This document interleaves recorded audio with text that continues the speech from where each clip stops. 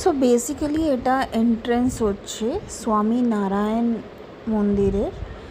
আর এটা যারা জানে না তাদেরকে বলে দিই, এটা জোকাতে আছে, যেটা কি কলকাতায় হচ্ছে। ওই যে মন্দিরটা দেখা যাচ্ছে, যেটা কি দেখতে বাইরের থেকে খুবই খুবই সুন্দর লাগছে। সকালে তো দারুণ লাগছে, রাত্রের এটা ভিউটা আরোই আলাদাই, মানে অপূর্ব লাগে যেটাকে বলে। এই যে এত সুন্দর বাগান, মানে ঠান্ডার দিনে এসে না বেশ টাইম কাটানো যাবে। আর যেহেতু গরমের দিন বুঝতেই পারছো, মানে অনেক গরম লাগছিলো, আর মানে একদম মাথা ব্যথা পুড়ে যাচ্ছিলো।